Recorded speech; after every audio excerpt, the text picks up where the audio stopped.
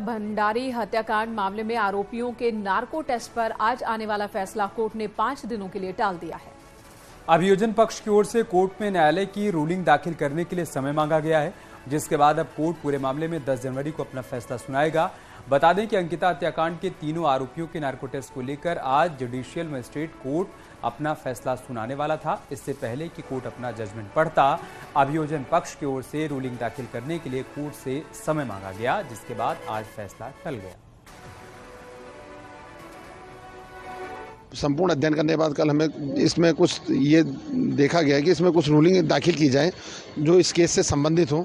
तो इन रूलिंगों को दाखिल करने के लिए चूंकि हमारे पास केवल कल एक दिन का समय था, एक दिन हमने उनका अवलोकन पत्रावली का अवलोकन किया, उसके बाद ये आज हम उसको दाखिल नहीं कर सकते थे, इसलिए हमने एक प्रार्थना पत्र दिया कि इसमें निर्णय को कुछ दिन के लिए स्थगित किया जाए और हमारे जो जजमेंट हों, जो रूलिंग्स हैं, उनको पत्रावली में शामिल किया जाए। तो उसके लिए हमें न्यायालय ने 10 तारीख तक का समय दिया। मसूरी हत्याकांड मामले का जल्द ही खुलासा हो सकता है। हत्याकांड की जांच कर रही एसटीएफ ने मामले से जुड़े 12 आरोपियों का पॉलीग्राफ टेस्ट करवाया था, जिनकी रिपोर्ट एसटीएफ को मिल गई है और रिपोर्ट की स्टडी के बाद एसटीएफ अपनी जांच आगे बढ़ाएगी। दरअसल बीते साल फरवरी महीने में मसूरी के जंगलों में 32 साल के सुनील का शव पुलिस ने बरामद किया था और इस मामले में एसटीएफ का कहना है कि अगर संदिग्धों के जवाबों में विरोधाभास हुआ तो जांच उसी आधार पर आगे बढ़ाई जाएगी।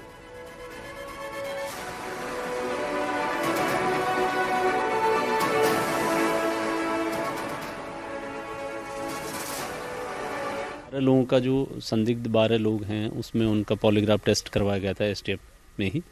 उसमें रिपोर्ट आ गई है और रिपोर्ट का अवलोकन अभी विवेचक कर रहे हैं। उसमें ये देखा जाएगा कि उसमें अगर किसी की एबनॉर्मल रिपोर्ट आती है तो उसमें विवेचना में उसी तरह से फिर हम उसका संज्ञान लेकर आगे की कार्रवाई करेंगे।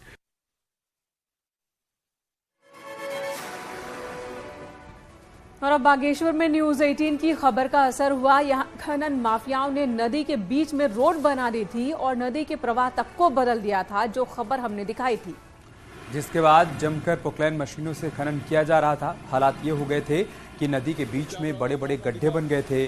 वहीं न्यूज 18 पर खबर चलने के बाद प्रशासन ने अब जांच शुरू कर दी है। प्रशासन ने अवैध खनन कारोबारियों पर 6 लाख रुपए का जुर्माना लगाया है और साथ ही 1 किलोमीटर तक बनाई गई इस सड़क को ध्वस्त किया जा रहा है।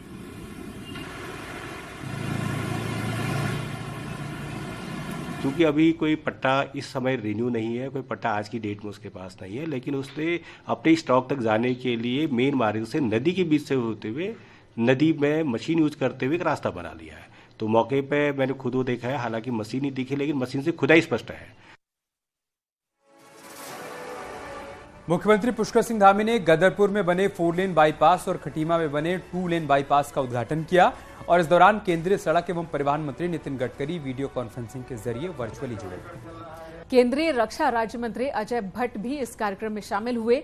इस दौरान सीएम धामी ने कहा कि राज्य और देश की जनता को समर्पित इन दोनों बाईपास बनने से जाम से लोगों को राहत मिलेगी और यात्रा के दौरान उनका वक्त भी बचेगा।